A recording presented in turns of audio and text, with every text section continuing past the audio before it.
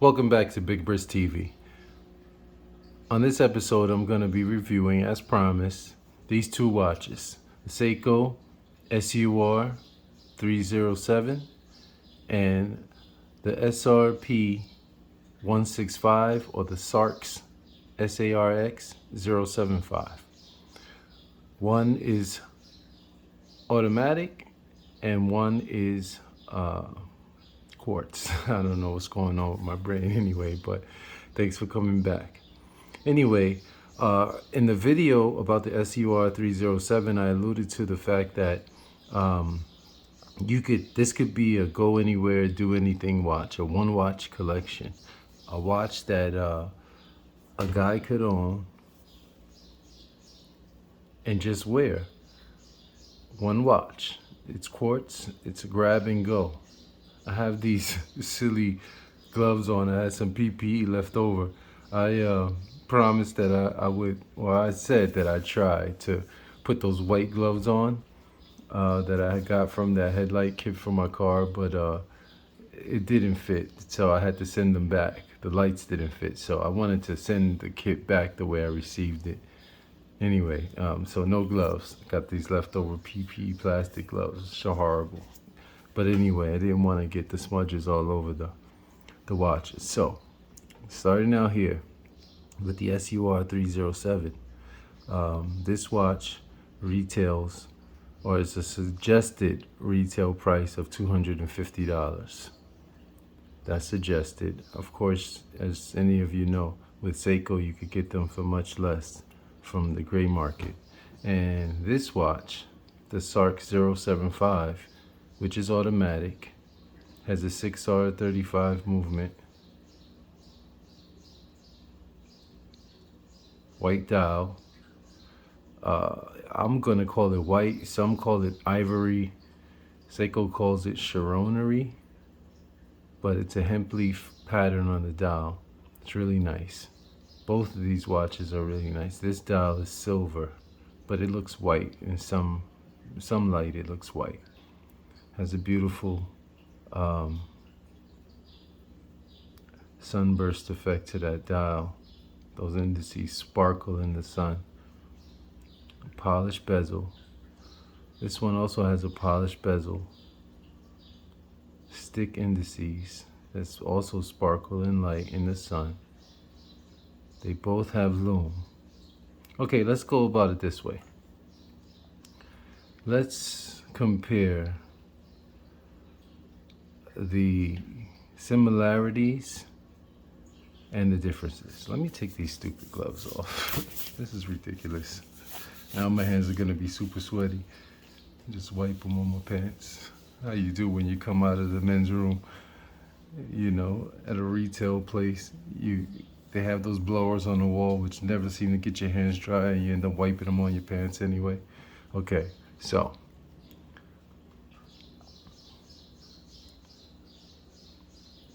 quartz SUR307, case diameter 40 millimeters, lug to lug 47 millimeters, lug width 20 millimeters, and thickness about 8.5 millimeters. It's very thin.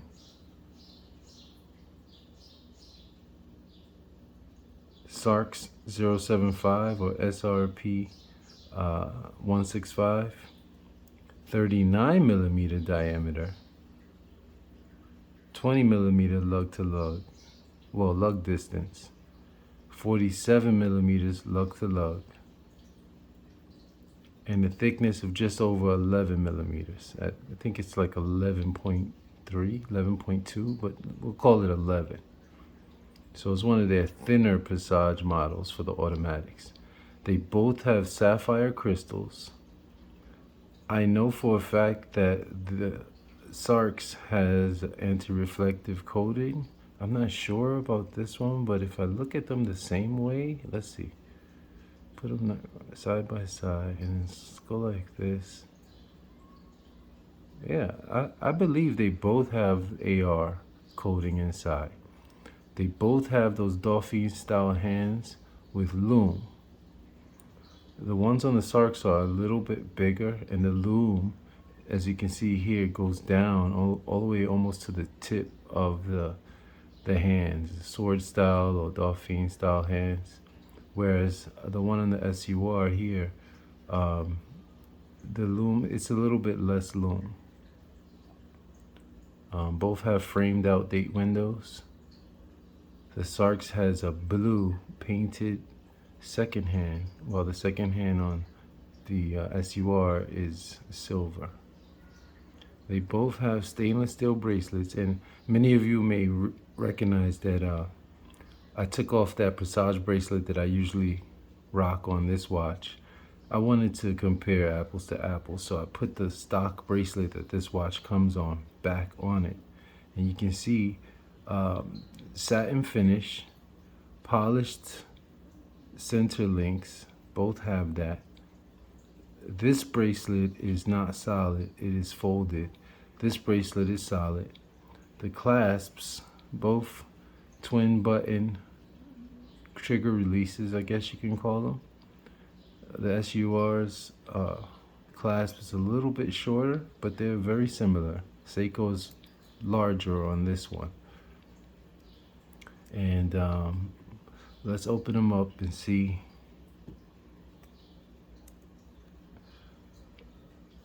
On this one, you have 2 levels of micro adjust, as well as on the SARX.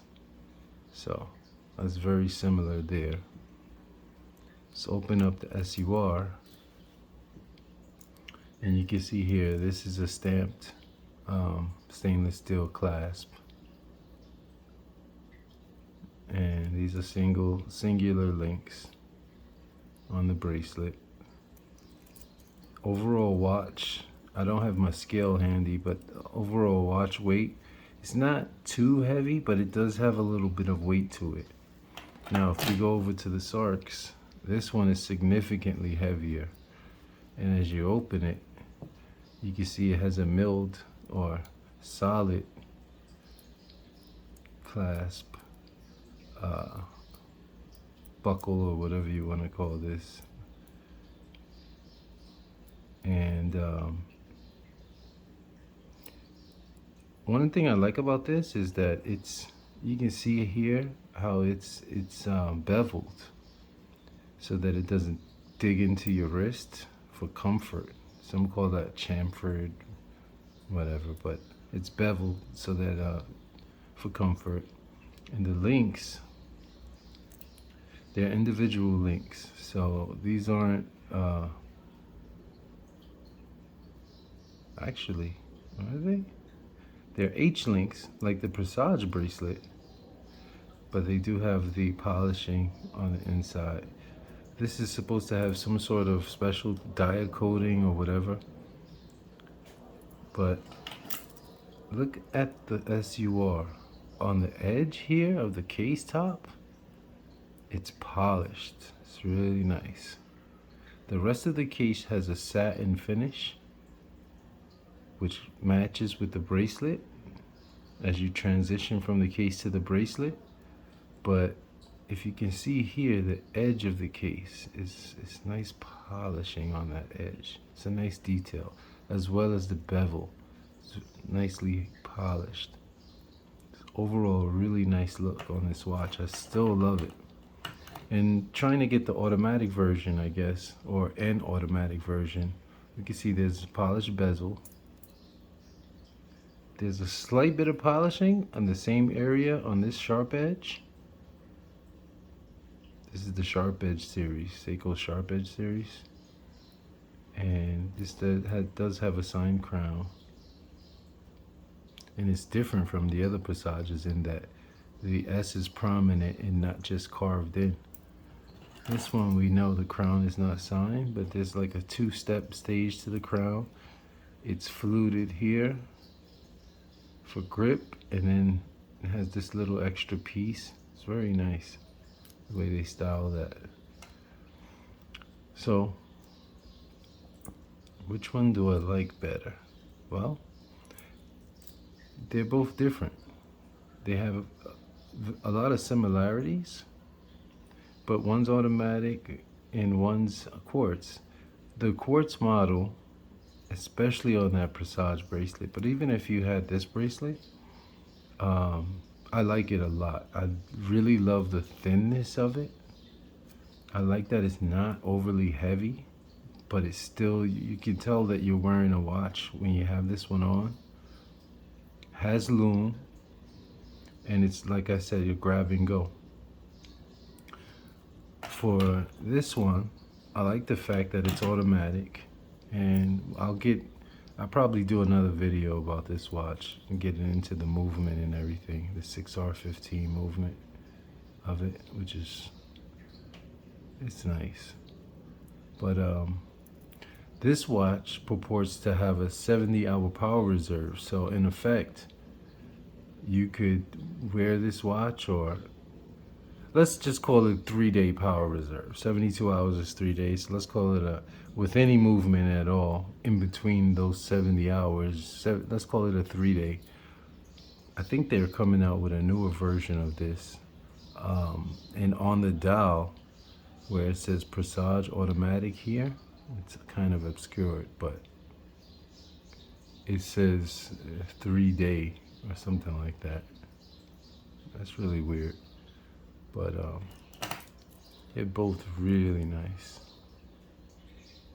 I'm still gonna wear both.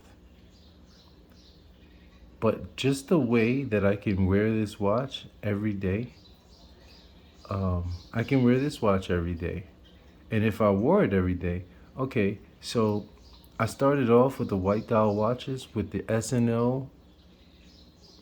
SKNL41J1, and I love that watch. That was the Seiko 5. And on the clasp, it said Japan. Here where it says Seiko, it said Seiko 5 and then Japan. One of the few Seiko 5s that had that on the clasp of the bracelet. Now with that watch, I bought it to put on a leather strap. But when I put it on the leather strap, it didn't look right on the leather strap, and for some reason. I think it was the thickness and the fact that that case was only 37 millimeters. But I noticed when I put the bracelet back on, and I'm not a huge fan of wearing watches on bracelets, well, up until that point, I noticed that the bracelet on that watch, let's say this is the SNKL41J1, the bracelet wasn't 20 millimeters, or that one had a 18 millimeter lug width. So the bracelet wasn't 18 as it exited the lugs. It was a little bit wider here, so it was a more streamlined bracelet, almost like a integrated bracelet, even though it wasn't. And so it wore a lot larger than the 37 millimeters that it measured out to. Actually, it was a little bit less than 37, 36 and some change. But and so I really liked wearing that watch. The problem with that, it had the 7S26, and so because I switch my watches out every day, well, at least at that point, I had to reset it every time I picked it back up, not knowing that I would be wearing a watch, this one that I fell in love with, every day anyway. So that would have kept the charge on that watch. But again, it was the size. For my big wrist, I thought the size was kind of small, so I got that SNKL41J1 from Joma Shop, and I kept it for almost a month, and I finally gave up and sent it back. Joma Shop was really great about that, and I got it really cheap there too, and I bought this one. So retail $250, retail $1,000. Are you getting $1,000, well, $750 more watch with this one versus this one? Well, that's an argument for another video. But I just got this. This just came in the mail. I sized it for my wrist. And let's get them both on wrist. So put this bracelet back on. I've never worn this watch on this bracelet, but I did size it for my wrist, and that's a really snug fit, but that's how I like it. I don't like it to slide down when you put your arm up or whatever. But one thing I've noticed about wearing these watches on bracelets is that especially with the warmer weather coming in, is that my wrist swells throughout the day. So especially when I'm doing activities or if it's really warm, and the bracelet can be tight enough that it leaves marks. I have another video where I was doing some gymnastics with my watches, and I took this watch off and you could see the whole bracelet mark still on my wrist. And one of you let me know which video that was. I'll give you a shout out in the next video. But this watch is really nice on wrist, and I would have no problem wearing this watch every single day. In fact, I've been wearing it every single day, just on this bracelet. But if you didn't have this bracelet, even still, this bracelet would work right on the wrist. It looks great. It feels great. And no one would know that I paid $130 for this watch, maybe $135. It looks a lot more expensive.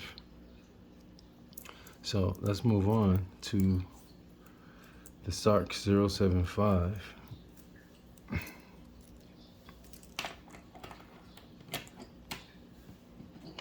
That on wrist. Now this one, when you pick it up, you can feel that heft. I think they have another model version of this one in titanium, which is supposed to be much lighter. But look at that. That thing is beautiful. When this first came out, I was looking at that dial and I was like, you know, you watch these watch videos and see the images, and everyone has these macro shots, these super close-up shots, and you see everything in detail and not realize that when you get this on your wrist, especially if you don't have your glasses on, you're not going to see all those little things that close up. I mean, it's great to know that they're there, but it's not going to be so in your face. So at arm's length, when you're looking at the time, you're not going to be able to see just every nook and cranny of that dial pattern, but it is a nice dial pattern. I can't wait to get it out in the sun and see what it does. And so for an everyday, go anywhere, do anything watch, can't be stainless steel, 100 meters water resistant, both of these. And as I put this in the shade, the Lume, they both have Lume, and you know I'm a fool for Lume. So let me just take a moment and Lume these both up. See how they look. Let's see. Let's get them side by side. Let's get out my magic teeth loomer. My magic teeth looming device. Boom. Let me plug it in here. This might wobble a bit. Let's see if I can get that. Yeah, there you go. All right, let's loom them up. And I probably forgot a whole lot that I was gonna say in this video. I don't write down notes or anything. I just get on here and talk like I'm talking to my friends. But I appreciate all the support that you guys have given me so far. And if you haven't already, feel free to send me a comment. I read all of my comments and I answer them as best as I can, sometimes with a joke, but most of the time seriously. And feel free to subscribe. I think I'm up to about 30 something videos now, including shorts, so feel free to subscribe and you may see something that you like. Okay, I think that's enough. So let's unplug the looming device. Let's see what we get here. Let's block out. Yeah, that's nice. I could probably do a better job. Let me try to make it a little darker in here. Give me 1 sec. Okay, how about now? Let's see. That's nice. Now, what I noticed is the hands on the SARX, which is on the left, have more lume, and so that's gonna glow a little bit more. But the indicators, the lume on the indices of the SUR307, the lume shows there much more. So I'll do another, maybe a short of the lume for both of these watches in the complete dark or really dark. You can see what time it is when we're looking at watches. And do I have the time set correctly? Let's see. It's 11:36:7, about to be 11:38. This one's at 11:39. Oh. I know it's not running fast. I set it to this watch, but I went through the whole gymnastics of setting the date, going to the 8th, the day before, and then rolling it through to the 9th, to today. So I'll just have to stop it and sync it. And I'll do that in a moment. But yeah, I'm liking it so far.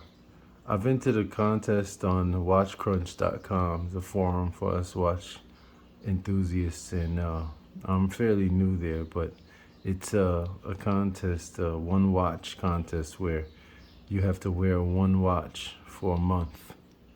And I'm gonna attempt to do that with this watch. And since it purports to have a 70-hour power reserve, what I'm going to do is I'm going to not wind this watch at all for a whole month and come back and see how accurate it is. And so this is going to be my measure of how accurate it is right now. When I start it, when the second hand on this SUR hits 12, it'll be 11:40 a.m. on May 9th. And I am not gonna wind this watch until 30 days have passed. So let's see, 30 days have September, April, June, 30 days in May, 31 days in May. So I'm gonna go the full 30 days for the contest. So that'll bring me to April 9th, and boom. So did I sync that up right? Let's see. Yeah, it's a little faster, but we'll get there. So this is Big Bris TV, Seiko guy. And stay tuned. I'm gonna do a more in-depth video on this watch, maybe show it on some straps. I may pick up some new straps for it and show, like my other video, I believe it's called The Only Watch You Need, or The Only Watch I Need, to show exactly how you can survive with this watch only in any kind of situation. I mean, any reasonable situation. Or this one, really. And not have to switch out watches. So for all of my dress needs and casual needs, obviously, to work, to play, I'm gonna use just this watch for the next 30 days, maybe 31. And see how I get along. And I'll come back and report here. You'll see me wearing it if I decide to shoot any videos between now and then. I'll be wearing this watch, so you'll probably see this one in my case. I'm gonna polish it up and put it on this pillow, put it in this spot in the case, and case is never too far away. So let's do that now. And the SRPJ 13, I'm really liking it on that blue alligator band strap. I wore it out a couple of times, took some some pics, quick snaps and whatever for the forums, and I didn't know how I was gonna like it on that dark blue alligator, but I really do. It really looks great. I mean, it looks great on the Stingray, but so with this upcoming summer, I might just put it back on the Stingray. And I even saw some sailcloth straps. There was a company, I forget the brand name. Let me know if you know the name. I think it started with an A or something, but it was a nice set of sailcloth straps on that website. I didn't see the website, but I saw it in pictures. And yeah, this is a little bit loose, which is great because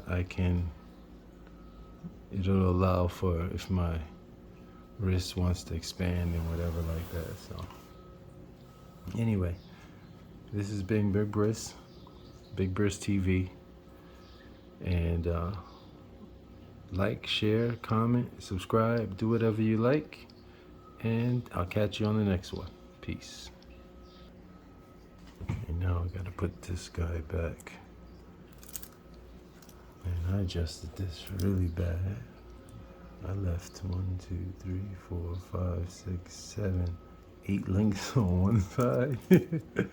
Oh, I did it the Seiko leather strap way. 1, 2, 3, 4, 5 on this side. That's why it's so crooked. That's really, well, it's not so crooked, but yeah. For this part it's not so crooked, but it just looks bad. I like that. Clasp should be right in the middle here. Alright, well, let's get this guy back on. Let's see if we can get him back.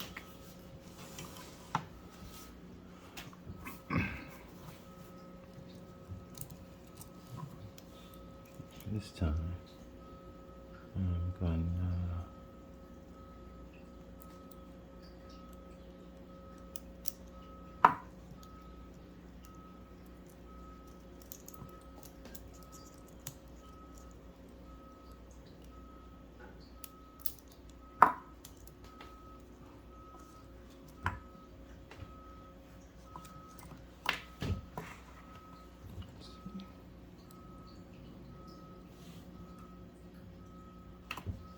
my glasses. Alright, let's get it. This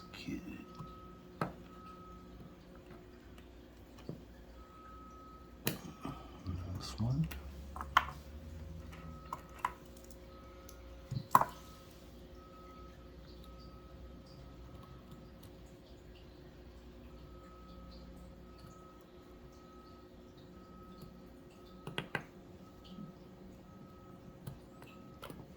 Truck has been backing up forever. Okay, we're gonna reuse these spring bars.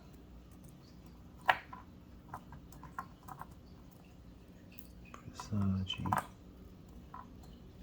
Okay, I'll make sure I put this back on the right way. So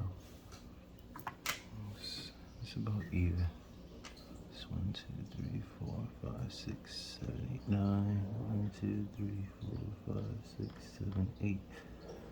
So the long end goes 6. So it'll be this way. And then I'll make sure this time I put the link the right way. Put that in there.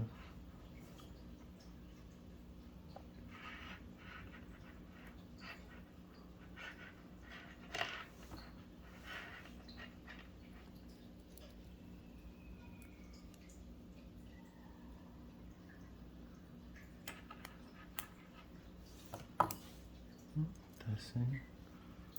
Okay, and then see other end link over here. Is that the right? Nope.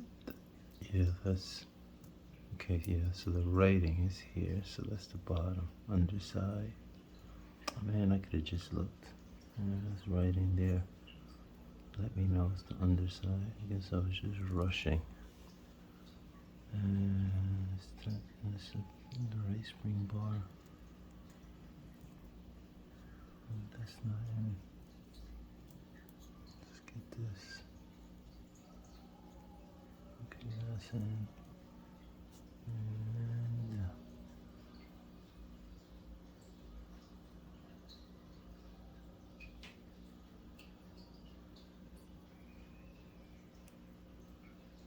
then here. Just kind of strong arm it in there.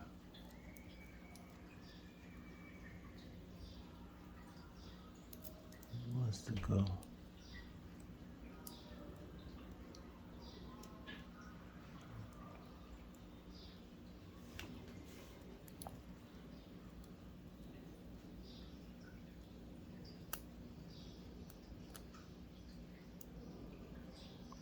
This thing reminds me of those old White Castle fries forks.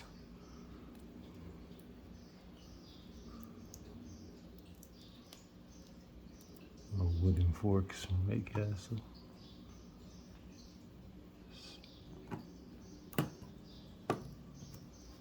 And of course, did not go in.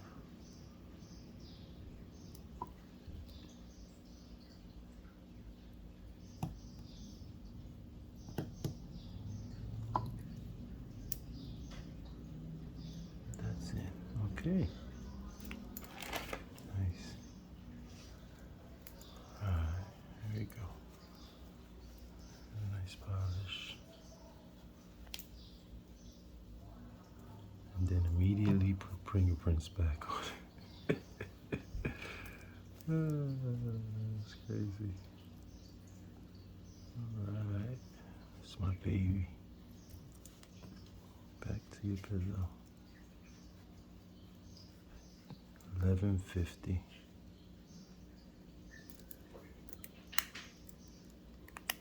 Alright, there you go.